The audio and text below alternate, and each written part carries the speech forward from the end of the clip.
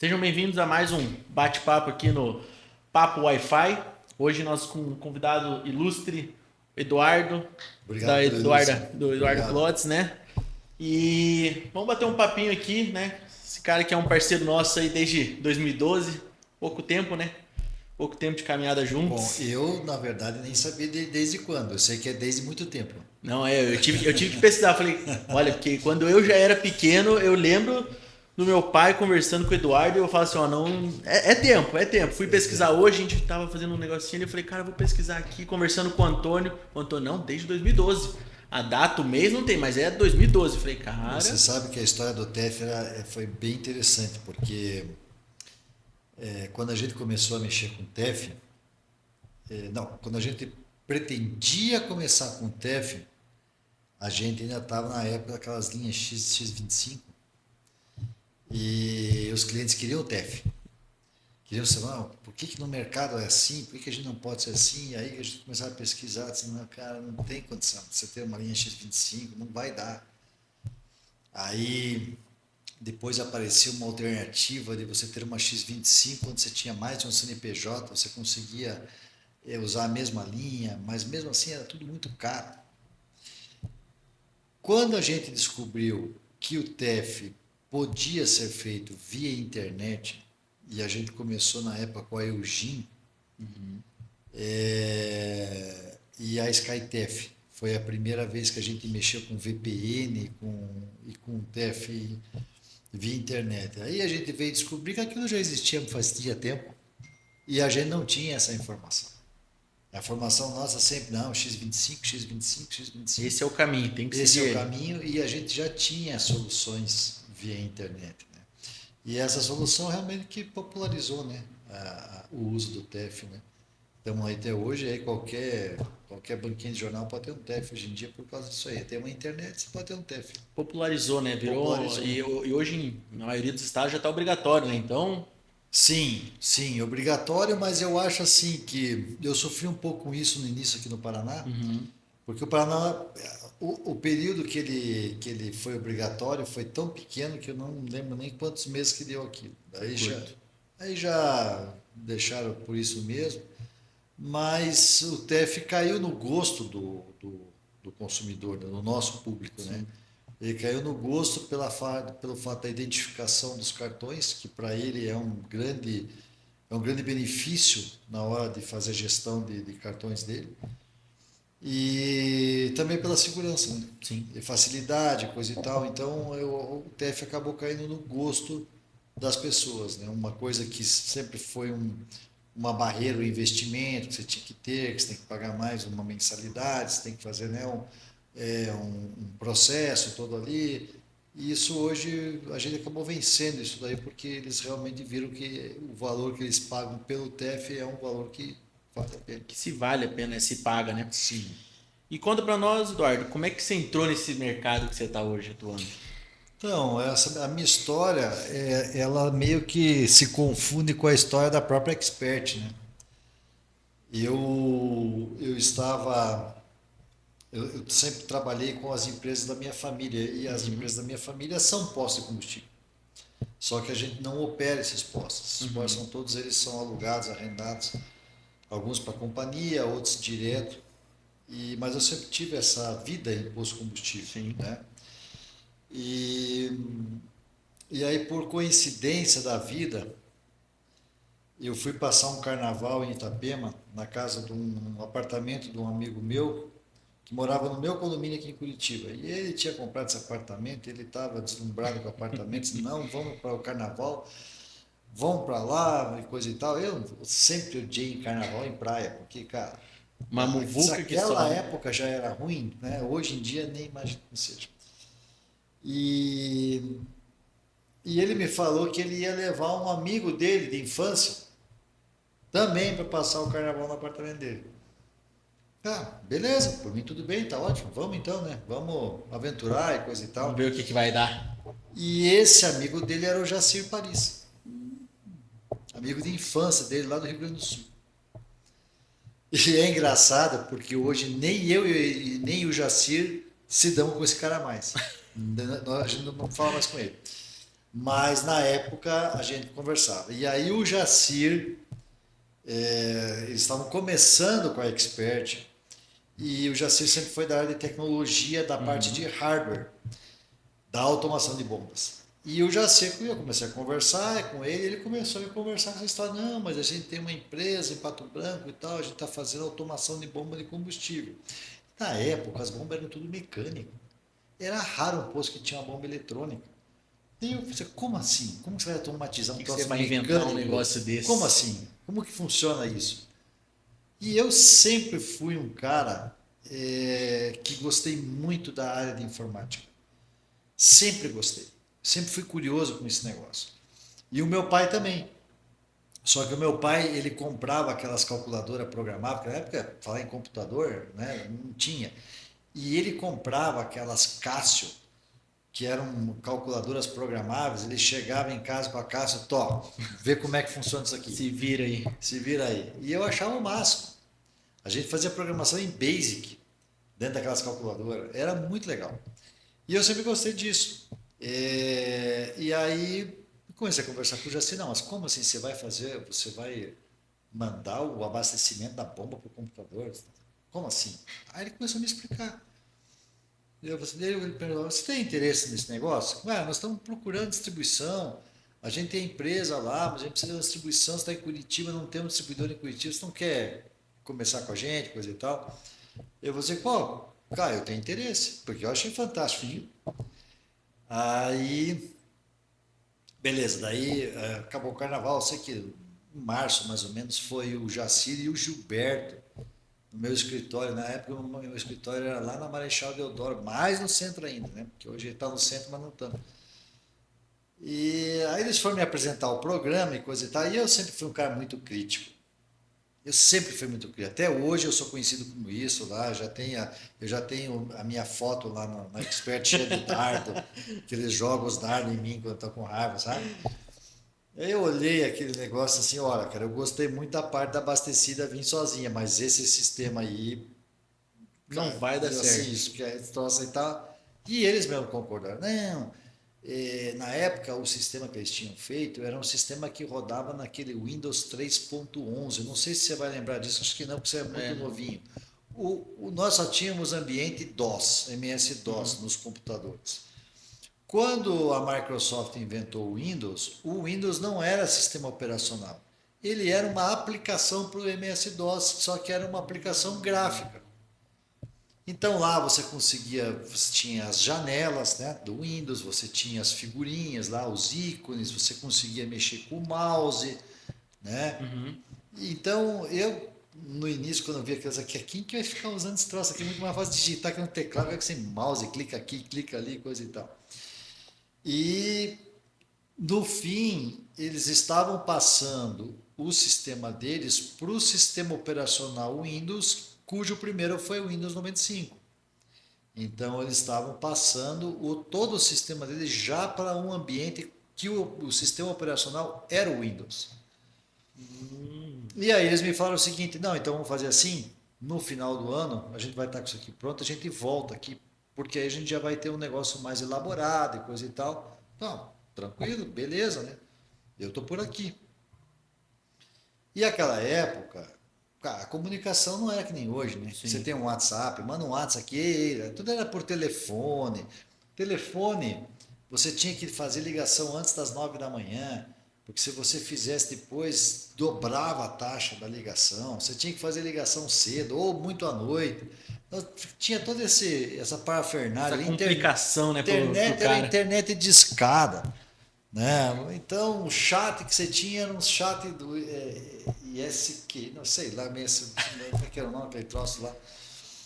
Enfim, a comunicação já era difícil, mas aí no final do ano eles voltaram. Voltaram lá, eu olhei o sistema, cara, agora eu acho que Que dá pra rodar. dá para rodar. E eu não entendia nem de sistema e muito menos da aplicação desse sistema num posto de gasolina. Só que o meu negócio era fazer as bombas, mandar o combustível pro computador. E aí, bom, fui atrás de um cliente. Então eu tenho que arranjar um cliente. E eu fui cair num cliente que é nosso cliente até hoje, é o cliente número 8 da Expert. Olha. Eu não sei quem que é o 1 até o 7. Não sei se existe ainda, ou se existiu algum. Mas o 8 Tá lá existe, ainda. tá lá. E esse Que legal. posto era de um alemão, mas pensa no alemão. Eu sou alemão, mas aquele é mais alemão que eu.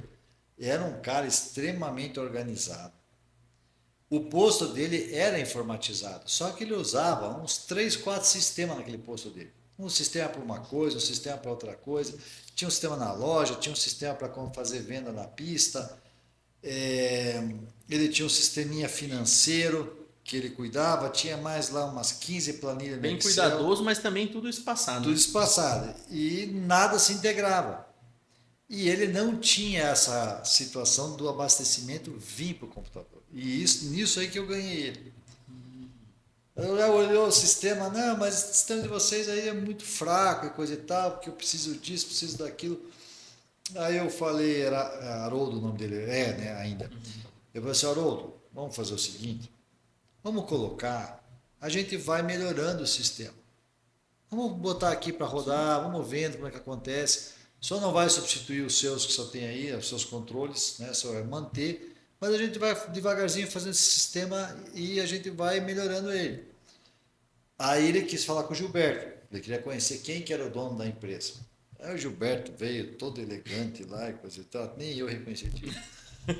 Aí convencemos o alemão a ficar com o sistema. E a partir dali, Guilherme, eu fiquei um ano dentro desse posto. Eu ia lá bater cartão. Todo dia eu ia nesse posto. E todo dia tinha um problema para resolver e todo dia tinha alguma coisa para desenvolver.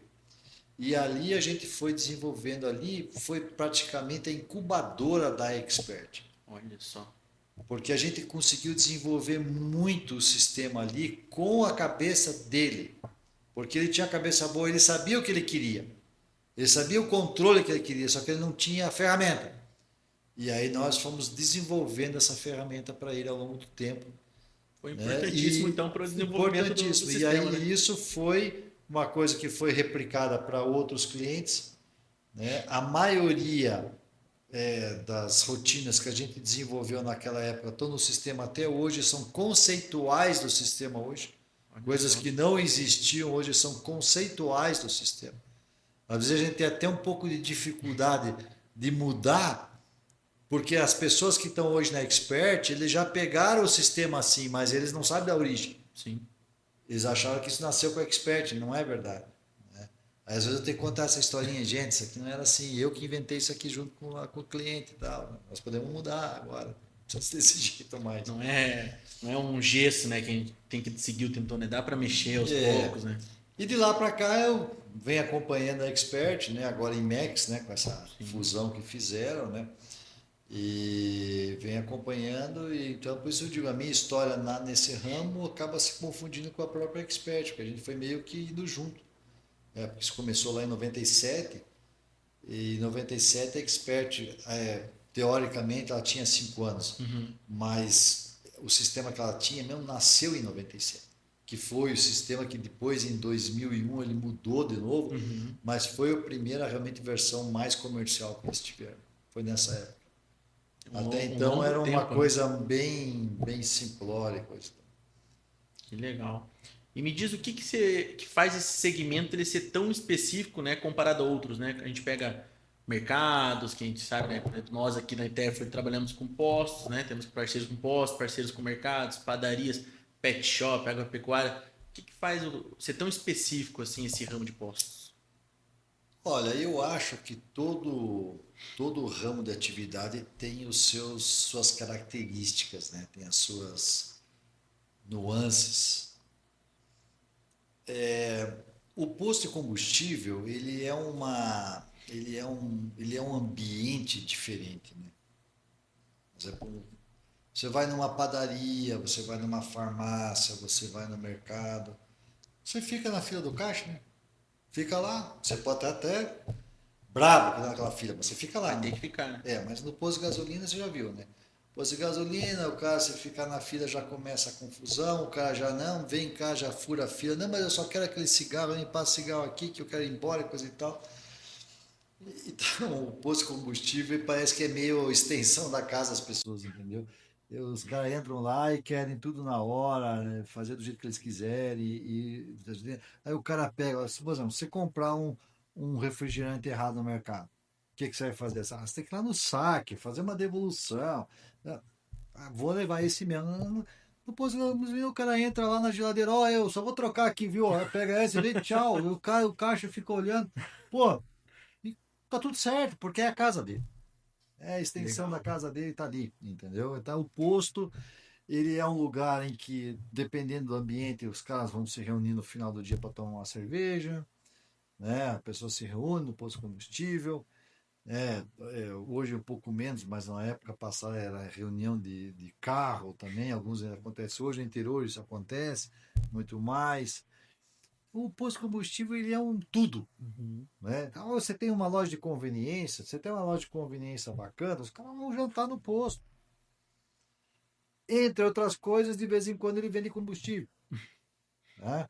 Um adicional ali. O posto de combustível realmente virou ele virou uma, como é que eu vou dizer? Ele virou um polo ali de vários serviços que você tem que o cara encontra ali. A palavra conveniência realmente que se encaixa muito bem nas lojas, né? Você vai porque é conveniente. Teu cigarro tá ali, você tem a tua cerveja ali, ou se você quer um doce, uma bala, você consegue achar as Tudo na coisas hora ali, né? que você quer facilmente ali, às vezes já sai consumindo ali no posto mesmo. Então o posto de combustível, ele saiu há muito tempo já daquela figura só do abastecimento, né? E ele virou realmente hoje um ambiente onde você encontra de tudo ali, né? Se pudesse vender remédio no posto de combustível, iam vender também, entendeu? Hoje em dia tem E posto que vende até carne, né? vende carne É. congelada e coisa e tal, tá lá.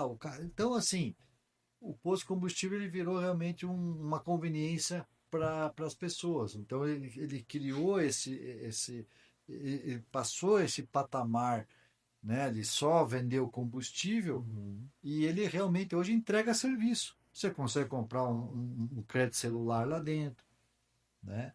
E as empresas, as grandes companhias enxergaram isso há muito tempo, muito tempo.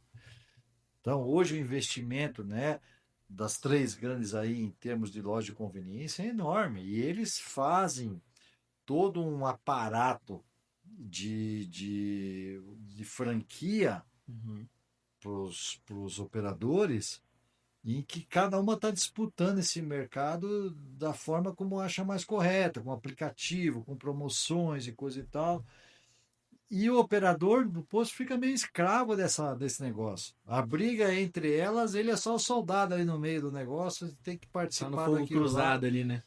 Entendeu? Então, se você quer algum benefício da companhia, você tem que entrar no jogo dela, né? Então, assim, é um mercado que realmente hoje ele é muito diferente do que anos atrás, né? E agora, por exemplo, com o advento da eletrificação, né? Ainda mais você vai ter isso daí, porque você vai ter que ter os carregadores de alta performance, e esses carregadores realmente estão cada vez melhores.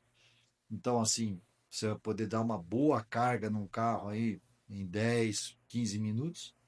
Né? Que se você for pensar, se o cara for abastecer, aí ele vai lá na loja, 10, 15 minutos, mas não fica um tempo tão Sim. ruim assim, né? E Tá na média, né? você vai ter que atender aquele cliente que está ali carregando o carro, coisa e tal.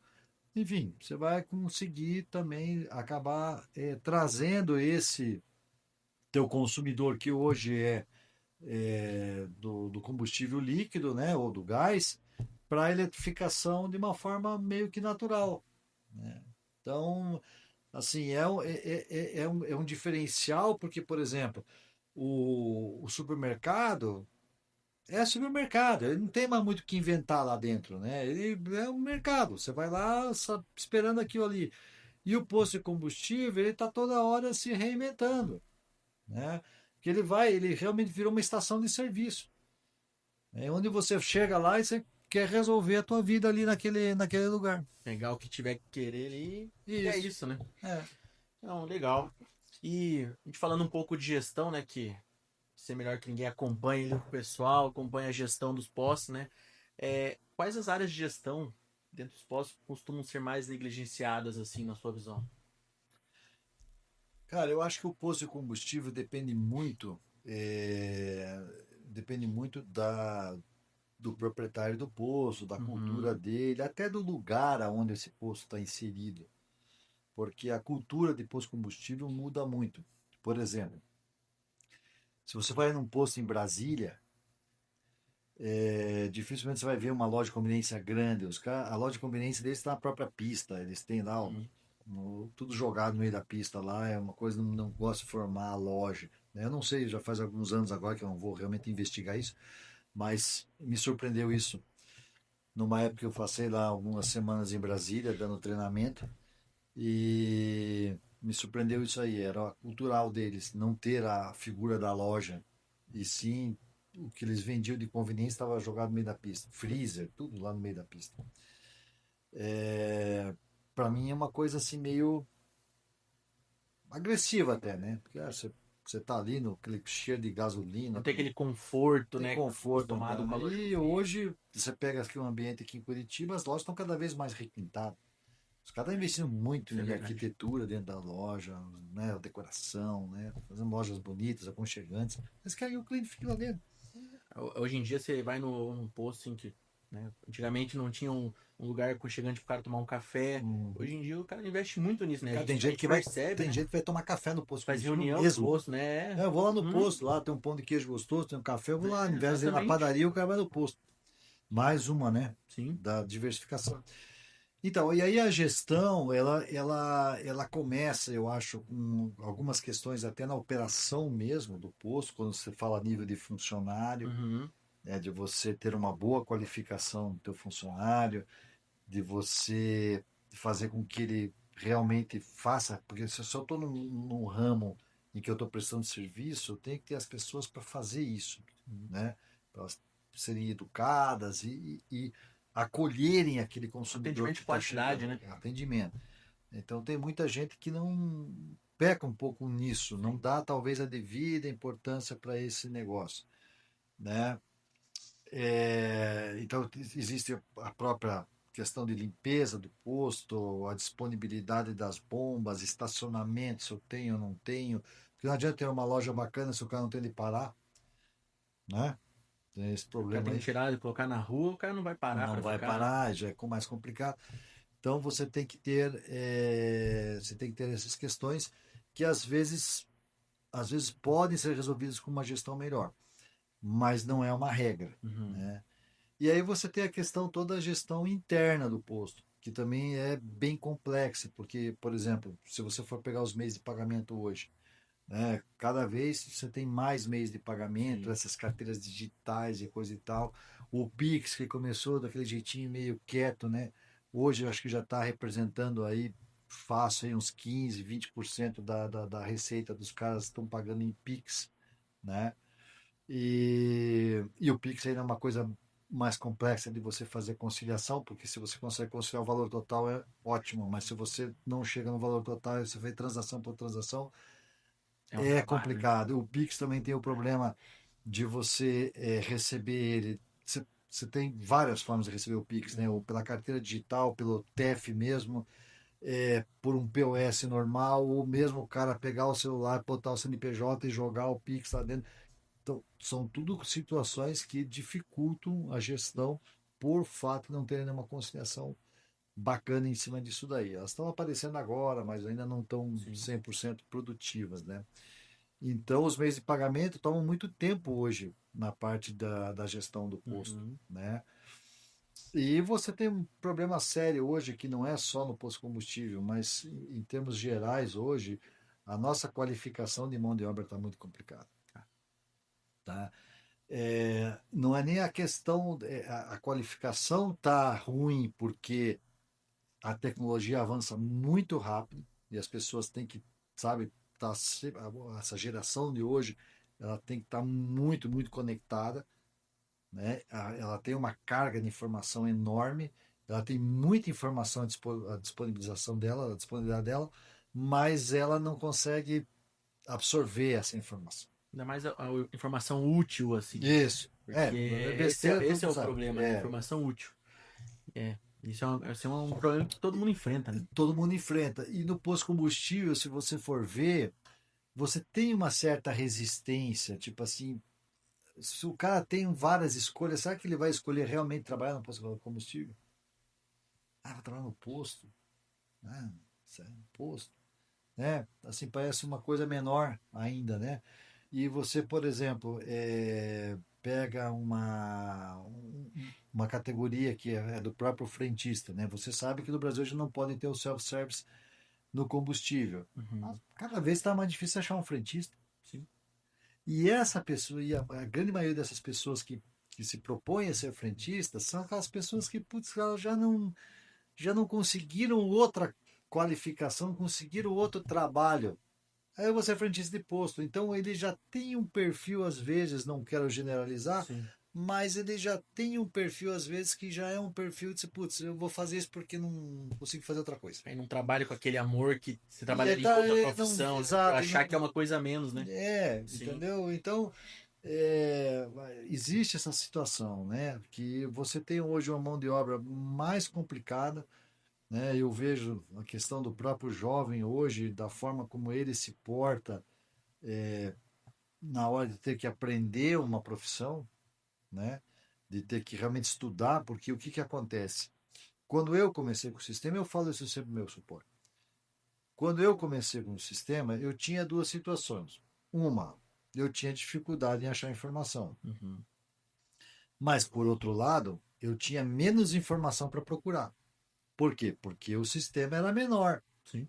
As exigências fiscais, legais e da própria situação, né, dessa diversidade que o posto tem hoje, o nível de controle Uhum. era um pouco menor. Então, o sistema era mais enxuto. Então, para você aprender o sistema, você tinha menos coisas para aprender, para conseguir fazer com que aquilo fosse aplicado, Uhum. certo? Hoje, eu pego uma pessoa que está entrando, o carga de conhecimento dessa pessoa tem que ser enorme. Muita Ela coisa tem para que pegar, aprender né? muita coisa ao mesmo, em Uhum. pouco tempo. E o que é o pior? Tudo está interligado. Sim. Se o cara presta uma informação incompleta num ponto aqui, isso pode significar um problema lá na frente. Principalmente se tratando hoje da área fiscal, porque Ah, hoje os sistemas eles são corresponsáveis pela informação sim. fiscal. E essa informação fiscal, para ela chegar lá no final corretamente, o cara não pode dar uma mandrakeada aqui no meio, entendeu? É um passo a passo, né? Porque se ele fizer isso lá na frente, você vai ter problema. Então você já tem que estar pensando lá no final. E aí o conhecimento da pessoa para conseguir enxergar esse caminho, ó, você vai começar aqui, mas você não pode esquecer que você tem que entregar isso lá no final. Então nós não podemos pular a etapa. Então é difícil. Hoje você tem muita informação e muita facilidade de acesso à informação. O problema é o volume. O volume de informação que você tem que ter para você conseguir desenvolver essa atividade, principalmente nessa nossa área de tecnologia. Sim. E E todo dia aí, sai uma novidade, né? e todo dia sai novidade. E aí, às vezes, as pessoas não estão com aquela vontade de fazer É. todo esse aprendizado para poder fazer o trabalho. Então você vai pensar, não, mas pô, por esse salário aqui, sei lá, você frentista de posto que não precisa aprender nada, é só botar ali e pronto. E tá tudo certo. Ah, vou trabalhar sábado, tenho que trabalhar domingo, mas vou trabalhar só com isso daí.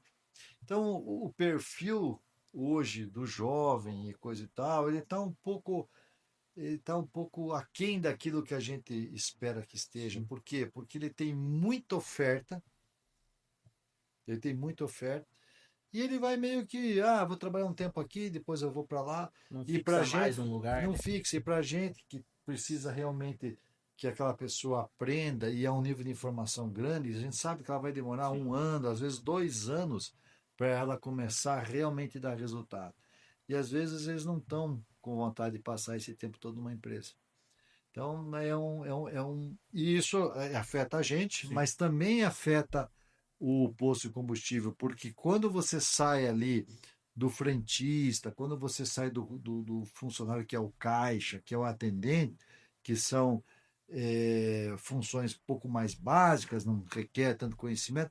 Quando você chega no nível administrativo, que você precisa de alguém que entenda o que é uma conciliação, o que é um meio de pagamento, até uma conciliação bancária, o que é um fechamento de caixa, aí eles também sofrem com isso, porque não conseguem mais, de uma forma fácil, pessoas que consigam fazer isso E, daí. consequentemente, quando sai, até você ensinar tudo de novo para a pessoa, você perde muito um tempo precioso que hoje em dia o pessoal não tem, né? E você quer saber uma outra situação?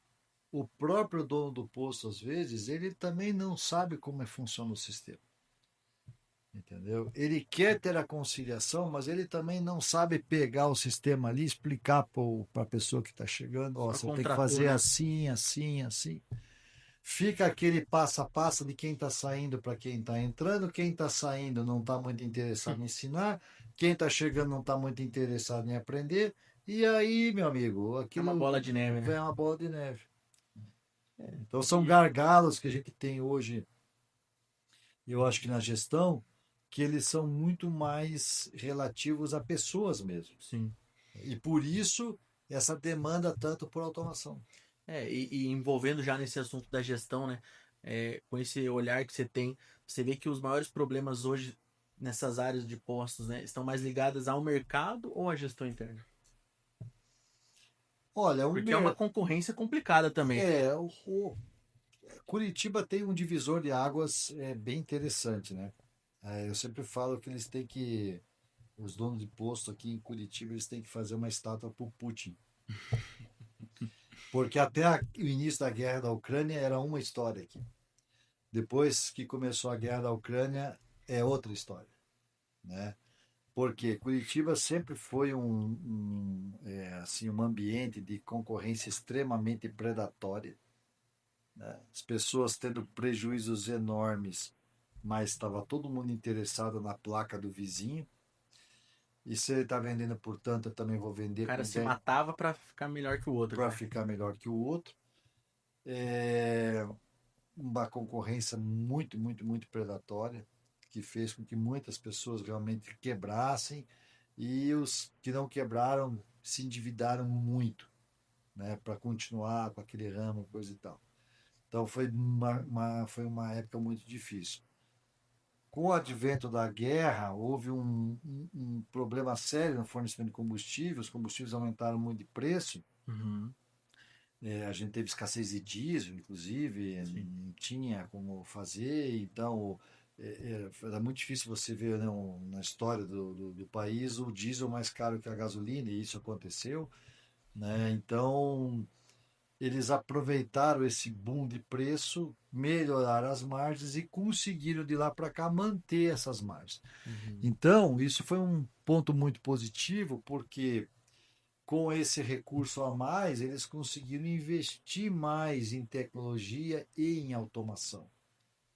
Então, hoje os postos eles são mais bem capitalizados, eles conseguem realmente investir em automação, em tecnologia, para fazer com que as coisas aconteçam. Uhum. O mercado, o que mudou muito no mercado de combustível hoje é que você tem carros que são muito mais econômicos, né? Carro híbrido você vê que está, eu não digo nem o elétrico, eu digo o híbrido mesmo. O híbrido é um carro que está se popularizando muito, A gente vê né? muito por aí hoje em dia, né? Esse é um carro que está se popularizando demais, praticamente todas as montadoras vão começar a entregar todos os carros híbridos. Isso diminui o consumo, né? Você tem o advento dos aplicativos. Se você pegar o Uber 99 aí, outros aí que tem rodando na praça, isso aí já deve ter baixado uns 15, 20% do movimento do posto, né? Com o pessoal usando o Uber em vez de. Os últimos dois que eu peguei, se não 70, 80%, a maioria é tudo elétrico. Isso. Não, Híbrido não, não, mas também, mas os eu elétricos, né? nem digo do Uber elétrico, eu digo do Uber normal, porque Uhum. esse Uber ele tira muito carro da cidade. Ele Uhum. tira. E ele consome Uhum. combustível, mas ele está tirando 3, 4 vezes 5 carros dentro do nosso fluxo. Certo. Então são menos pessoas abastecendo. Entendeu? Tá Então, enchendo o carro ali, o né? próprio só o fato do Uber existir já teve um impacto em cima Uhum. do volume de combustível, né? O carro elétrico está vindo, mas no Uber ou fora dele também vai fazer com que você Sim. tenha um impacto. Então, assim, só que esse mercado ele é igual para todos, né? Esse mercado ele afeta todo mundo, né? Da mesma forma, diferente daquela situação do mercado predatório, né? Que aí a gente também ainda tem hoje essa situação que tem ainda um aspecto de sonegação, né? Que Uhum. isso realmente é uma concorrência que atrapalha, mas né, pelo que já aconteceu esse tempo atrás aí, com essa situação ali de que prenderam lá um monte de. Sim. Prenderam não, mas prenderam ou procuraram então em relação a operação ilegal com posto de combustível. Só que isso também eu vejo hoje que não tem atrapalhado tanto o mercado, porque até o pessoal que supostamente faz esse tipo de coisa mais errada também está mantendo o preço, entendeu? Então eu não tenho aquela situação predatória. O restante do mercado ele é, digamos assim, uma coisa que é comum a todos, Ficou mais né? equalizado. Aí o que, que vai diferenciar realmente, né? Porque assim, cara, combustível é mais ou menos que nem leite.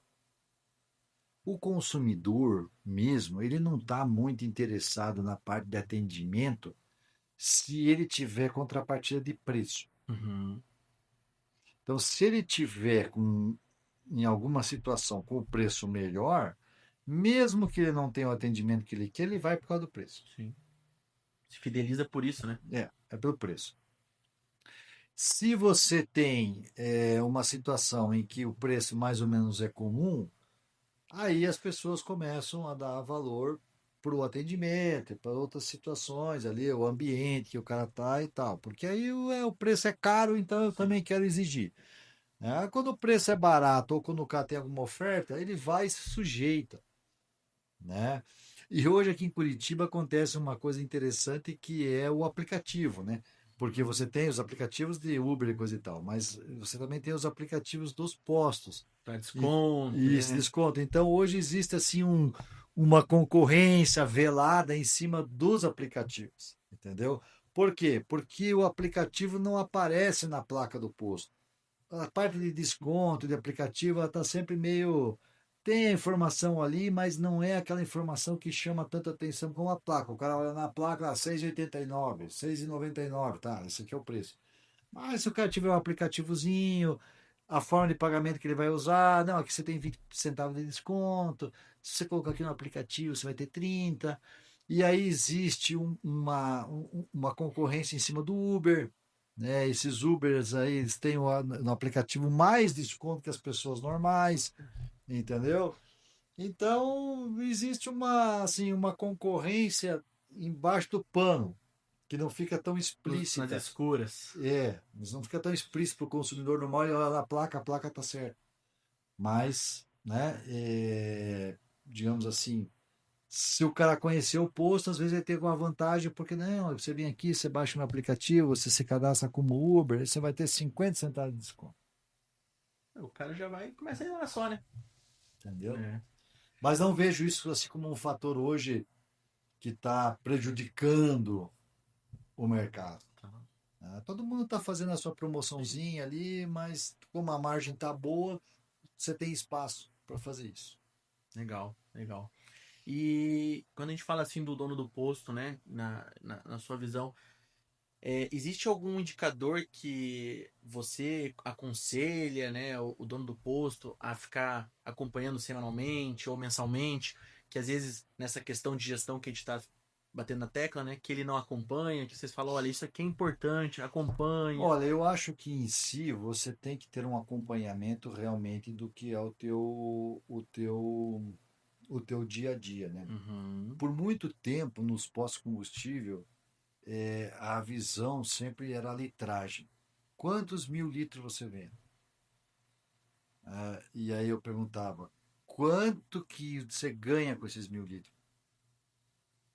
Porque o pessoal falava sempre esse termo, né? Galonagem. Uhum. Pô, vendo 400.000 litros. Tá, mas se você está vendendo 400.000 litros perdendo um centavo, você está perdendo R$ 4.000 por mês. Então não vale. É melhor você parar nos 400. Não precisa vender 500, você vai aumentar o teu prejuízo, né? Exato. Então, o que que eu vou te dizer? Houve uma inversão disso. Porque Uhum. antigamente, da onde vem essa história? Essa história da galonagem vem da época que o combustível era tabelado. Uhum. Então todo mundo ganhava a mesma coisa. Então não interessava o ganho em reais, interessava a galonagem. Porque Sim. a galonagem é essa, vezes tanto que é o lucro, que é tabelado, eu vou ganhar tanto. E esse negócio da galonagem demorou um pouco para.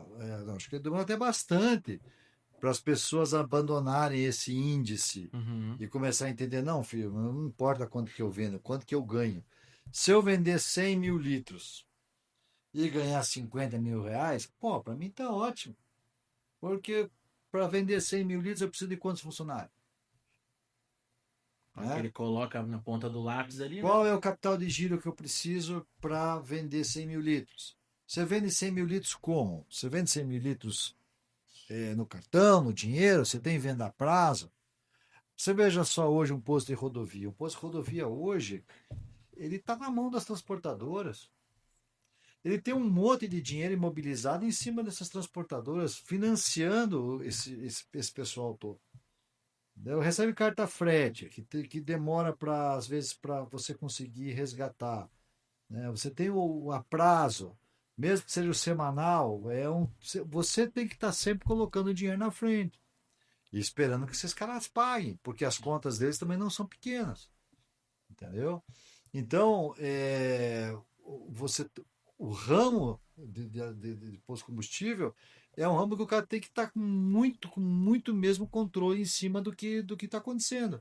Porque, por exemplo, o cara consegue fazer uma alavancagem de venda. Mas se essa alavancagem de venda está vindo no cartão de crédito, mas será que eu vou ter cash para segurar isso aqui até eu começar a receber? Né?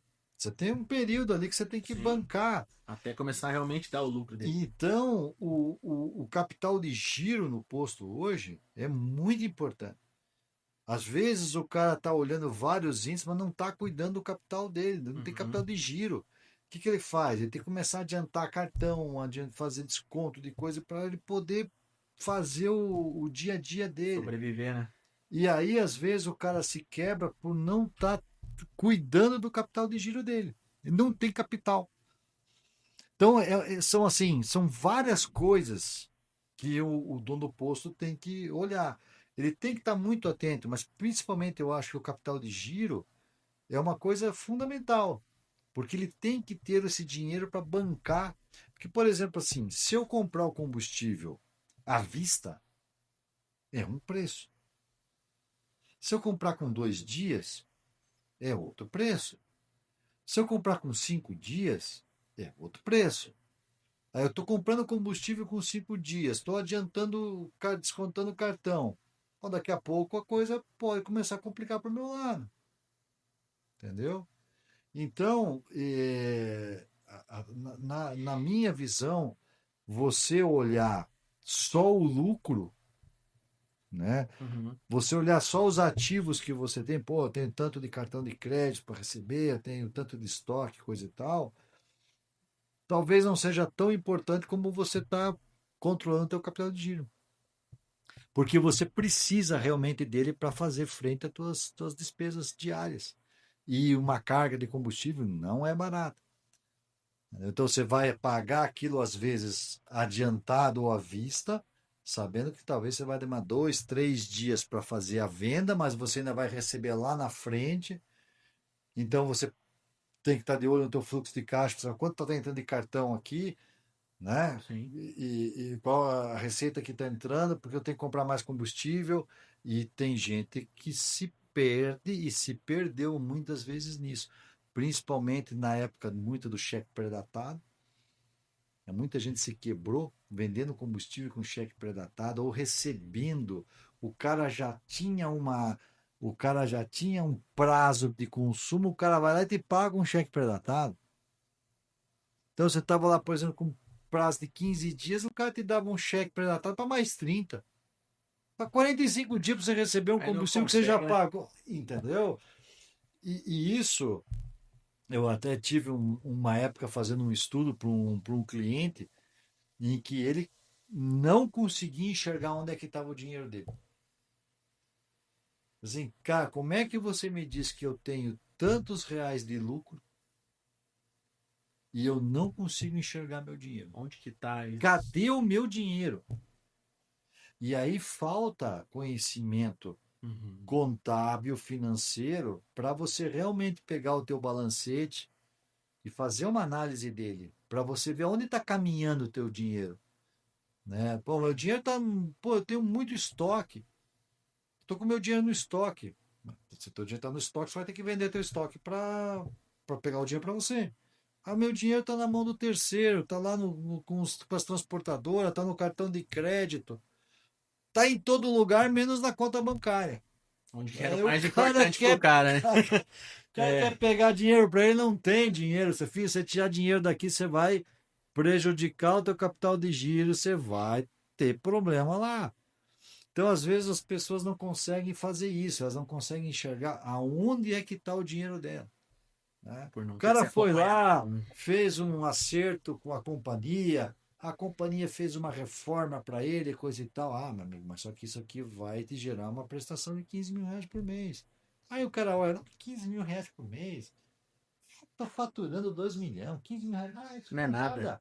Dia de pinga. Mas na hora que ele começa a ver tudo que ele tem para pagar para faturar aqueles 2 milhões, e vê que uma grande parte do dinheiro dele não é líquida, está na mão de terceiro, ele começa, pô, mas pera, mas então não é tão bom assim, 2 milhões não é tudo isso, então. não é tudo É, isso, né? E aqueles 15 mil começam a me fazer, sim. tipo, pô, esses 15 mil podiam estar no meu bolso, Vai somando no ano inteiro quanto que dá esses 15. entendeu? Eu estou pagando a Exato. companhia. Então, assim, essa gestão, ela é uma gestão complicada de fazer, Uhum. tá? Mas ela é super necessária. Cuidar do teu capital de giro é uma coisa muito importante. Eu acho que talvez seja a coisa mais fundamental é você, lógico, você tem vários controles, né? Você tem que ter o controle do teu estoque, você tem que ter o controle do teu atendimento, você realmente tem que ter o controle de se você está sendo lesado ou não lá pelo teu funcionário, né? Os teus caixas estão fechando e coisa e tal, que você não tem Uhum. nenhum sóciozinho oculto lá dentro. A gente já teve tantos casos disso, né? Casos até bem elaborados, né? Mas que o dono do posto acabava tendo um sóciozinho lá dentro, Uhum. né? E às vezes são situações que não são tão simples de você conseguir provar e pegar assim, né? Demora um tempo. E então, lógico, as pessoas têm que ter muito, muito, muito cuidado com isso também. Mas assim, a parte fundamental é saber se realmente fazer essa continha, né? Se, pô, eu tenho que pagar isso aqui, pá, se eu vou receber isso aqui, é uma conta que eles têm que fazer. Uhum. Deixa seu like, comenta aí o que você tem de dúvidas, que depois a gente vai sanando elas. E para aquele cliente que, né, a gente sabe que o ano é uma loucura, nós estamos entrando em março, né? Já Sim. estamos em março. A gente nem terminou Primeiro de, trimestre está quase indo. não terminamos nem de pagar os presentes do Natal passado, já Isso. está quase no próximo. É. E aí esse cliente começou no piloto automático, né? Ainda dá tempo de ajustar essa rota dele? Ah, sempre dá, né? Sempre dá. Hoje aqui a gente tem uma, como tu fala, uma situação mais confortável, com as margens melhores. Mesmo o cara que está sofrendo um pouco mais, ele tem ferramentas e tem apoio para conseguir fazer isso daí, né? Ele precisa realmente fazer isso aí.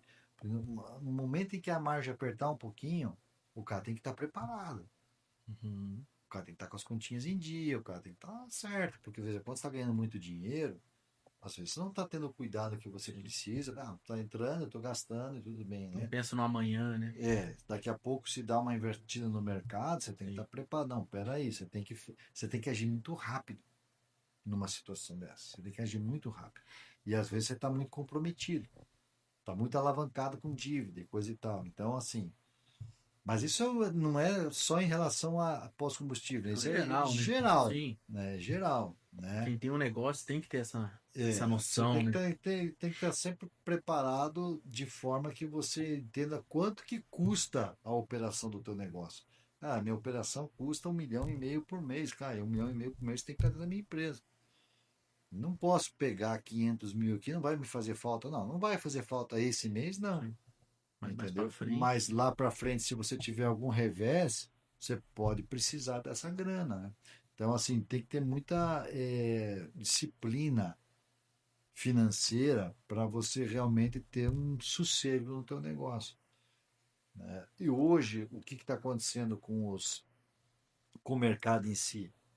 O mercado está virando em redes, né? Uhum. Antigamente você tinha uma rede aqui, uma rede ali, mas você tinha muito posto, muitas pessoas que tinham o seu único posto, né? Hoje cada vez é mais raro isso. O pessoal Você tá ter comprando um, todo mundo, né?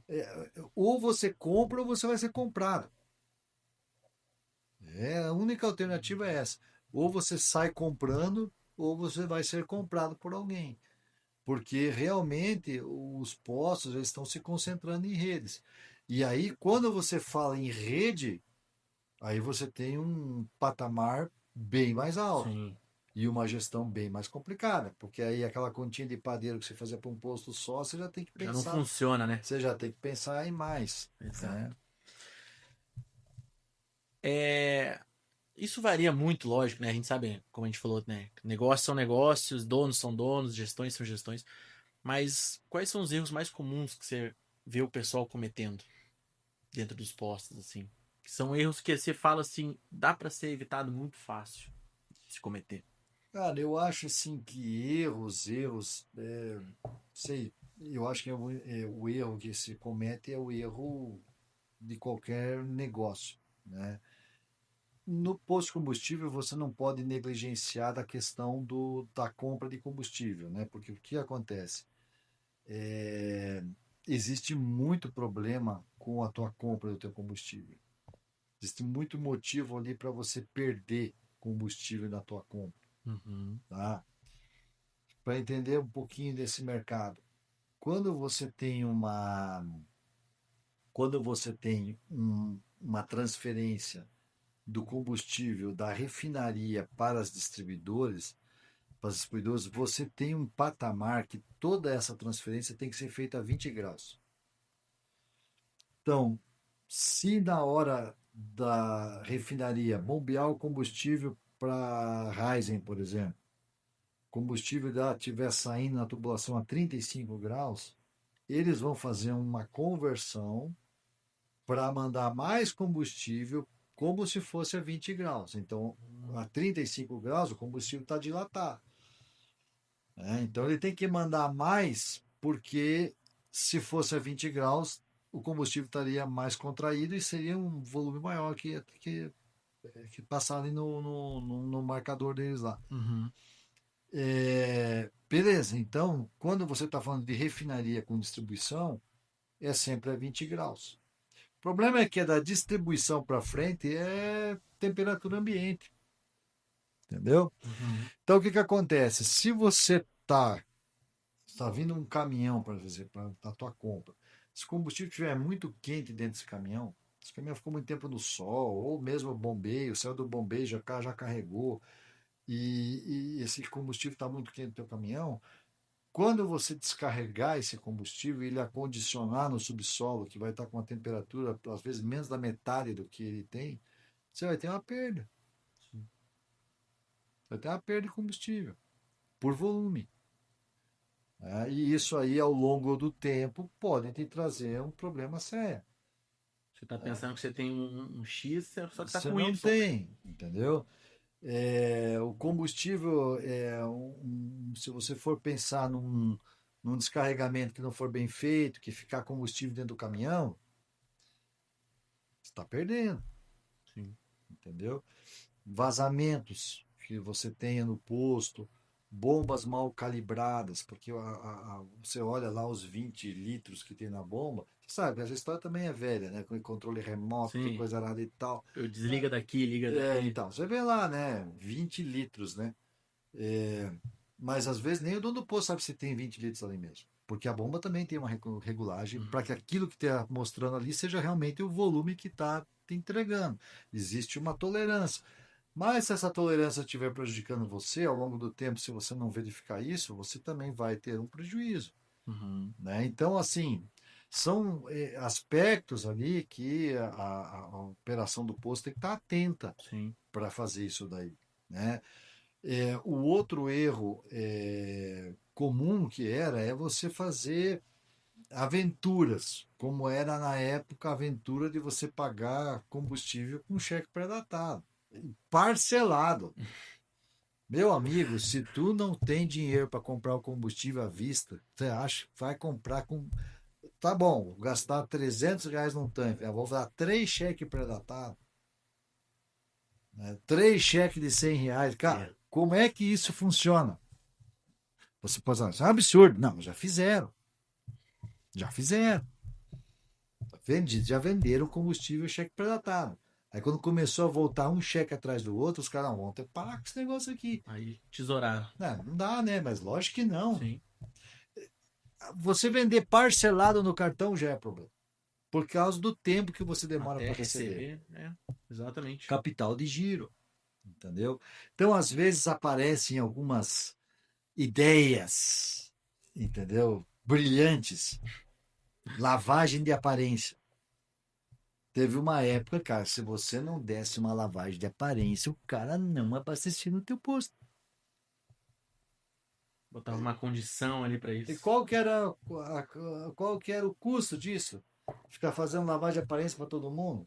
Você tinha que ter lá uma estrutura para fazer lavagem, coisa e tal, Um funcionário pra isso. funcionário e coisa e tal, aí riscavam o carro, ainda tinha prejuízo com esse troço, confusão, porque alguém um dia teve essa invenção de dar um brinde em troca da venda de combustível, entendeu? Então, assim, eu acho que são coisas, são ideias que hoje já estão um pouco afastadas, é difícil. Mas hoje eu tenho o cashback, Sim. hoje eu tenho os aplicativos. Na verdade, as coisas mudam de figura, até que elas chegam num ponto em que elas ficam insustentáveis. Por exemplo, se todo mundo começar a dar desconto no aplicativo, daqui a pouco pode chegar num ponto em que, cara, parar com esse negócio de dar desconto em O cara aplicativo, vai perder tanto que. porque eu já tô, aí eu te dou 50 centavos, outro dá 55, outro dá 60. Não, não tem como fazer, Sim. entendeu? Então, assim, são coisas que tem que ser assim meio reguladas, né? Você não vê lá no supermercado te dando um. Ele faz campanha de selinho, ele faz a promoção de certos produtos lá dentro, como o posto também faz.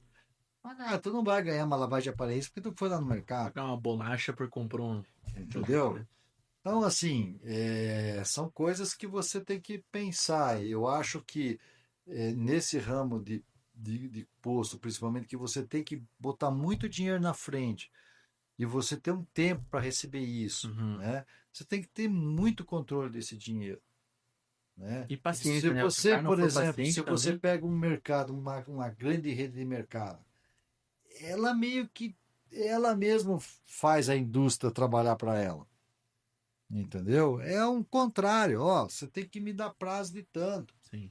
Então o cara, às vezes é o contrário, o cara compra com prazo alto, mas tá vendendo à vista ali no caixa. Uhum. Ah, paga um cartão de crédito, também paga, mas ele tem um prazo grande para pagar aquela mercadoria que ele está comprando da indústria e ele está vendendo praticamente à vista. Que é o Então, momento dele fazer esse caixa, né? Esse giro, né? então ele, para ele é o contrário. No Uhum. posto de combustível você está comprando à vista para vender a prazo. Então, só assim, o cuidado que você tem que ter financeiro disso é muito maior. Sim. Bom, e se você tivesse que listar três coisas, né? Três ajustes que todo posto deveria fazer esse ano ainda. 3 ajustes. Bom, cara, Isso. mas aí depende tanto de tanta gente, né, cara? Tem tanta gente que opera bem certinho o posto, Uhum. né? Não tem assim uma. Controle, processos, de repente, Eu acho que, gestão, né? Como a gente falou. eu acho que que os postos têm que investir em termos de gestão hoje é realmente aumentar a parte de automação. Quando eu falo automação, conciliação bancária, concessão de cartões, tudo que ele puder automatizar com controle, né? Não adianta você fazer uma coisa automática que você não controla, Sim. né? Então isso é problema também. Você tem que ter automação, mas tem que saber se essa automação está trazendo o resultado que você quer. Eu acho que hoje o que todos deveriam começar a realmente fazer isso é investir na parte de automação, né? Por quê? Porque você elimina uma parte do da responsabilidade do funcionário fazer e você está com um processo de automação fazendo. É mais fácil você ter alguém controlando o que a automação está fazendo do que aquela pessoa fazer tudo, Mais seguro, né? mais seguro. Então, eu acho que essa parte de automação é muito importante. É, uma outra coisa que não é para esse ano, mas foi sempre da vida inteira, é realmente você ter um controle do que você tem no teu posto na parte financeira. Você tem que ter isso aí. Não adianta você só analisar relatório daqui e outra, você tem que realmente saber colocar o resultado desse relatório no teu dia a dia e como você pode agir. Então, necessita realmente de numa parte de estudo, de aprimoramento. Às vezes o dono do posto ele não tem tempo para isso. Ele tem que, por isso, mais uma vez vem a parte de automação, a parte de BI, né, que às vezes é mais fácil do cara visualizar as informações que ele precisa, porque uma rede ele precisa de precisa analisar muita informação muito rápido e tem que agir muito E rápido. cuidadosamente também ao mesmo tempo, né? Porque pode ter É. um deslize. Então, assim, eu acho que a coisa mais importante é a pessoa realmente entender que ela precisa de analisar os dados que ela tem. E a análise de dados requer conhecimento e estratégia de tomar decisão, para você ver o que você vai fazer em pouco Uhum, tempo. E tem algumas decisões que você até sabe quais tem que tomar e não pode. sim. Eu preciso de mais jeito, tá? Mas não tem, cara. Não Como é tem que faz? caixa para isso, né? E aí, como é que faz? Como é que ajeita? Né? E um controle também muito grande na parte do combustível, né? Porque hoje as pessoas, às vezes, elas negligenciam um pouco isso, né? Uhum. Que é a parte de perda de combustível ali. Às vezes elas demoram muito tempo para investigar isso. Aí quando o cara vai investigar, ele está fazendo investigação de um ano atrás, e eles ligam para a gente, mas porra, como que eu perdi isso aí? Cara, isso é uma análise que tem que fazer Imediata, diária. né? Porque a gente tem a figura de um controle que chama-se o LMC, que é o Livro de Uhum. Movimentação de Combustíveis, que é uma instituição legal. Ele é instituído legalmente, Uhum. né? Mas o objetivo dele legalmente é controle de ambiental, praticamente isso. Saber se você tem vazamento ou não. Mas para o dono do posto, aquilo é uma ferramenta essencial. Se eu vendi, se eu tenho no meu tanque, comecei meu tanque com 1.000 litros, eu vendi 500, cara, eu não posso ter 490, 480 litros, né? Ah, beleza, perdi um pouquinho aqui, tá dentro de uma margem de tolerância. Tá, Mas não tá. deixar fugir, Você né? tem você tem vários fatores, como esse negócio da calibração da bomba, problema de dilatação, problema de evaporação. Ok, isso vai afetar até a própria precisão da tua medição. Vai afetar, mas você tem que ter um controle ali para saber se isso aquilo ali é esporádico, se aquilo é uma tendência. Recorrente, né? E isso às vezes realmente é negligenciado. Quando as pessoas vão fazer essa análise, já se passou muito tempo. E aí, para resgatar o que pode ter acontecido no passado, é muito difícil. Um trabalho muito árduo, né? Que não precisava se a pessoa É tivesse o controle, né? essa é uma coisa que realmente as pessoas têm que melhorar essa análise para saber se realmente o que você está comprando é o que você está vendendo. Sim. E se o que você comprou realmente estava no tanque, né, e ficou Se lá o chegou saldo. mesmo, né? Então, isso realmente a gente vê que isso muitas vezes negligenciado. Não, legal. Ficou claro, né, no nosso papo que posto não é só volume, né? É a gestão. Tem que ter uma gestão clara por Toda trás, né? certeza. Assim como Com todo toda negócio, mas certeza. se Toda tratando de uma certeza. questão tão crítica como o posto é e o que gera, né? Mas eu te agradeço, Eduardo, por ter vindo aqui hoje, bater esse papo com a gente. Obrigado, pessoal, por ter assistido. Deixem o seu like, comentem aí e até o próximo episódio. Eu que agradeço a oportunidade e fico aí à disposição. O dia que você quiser fazer um outro bate-papo, Opa, o com pessoal que certeza. precisar conversar, a gente está aí, porque no intuito mesmo é a gente fortalecer cada vez mais esse setor, que a gente, né, você não 100%, mas eu praticamente 100% Sim. vivo disso, e quero que isso seja um setor forte, um setor competitivo e um setor inteligente, um setor que, né, que possa trazer, gerar empregos e gerar sucesso para quem Quanto trabalha mais nele. cresce, todo mundo cresce junto. Com certeza. Maravilha. Eduardo, obrigado, hein? Falou, um abraço.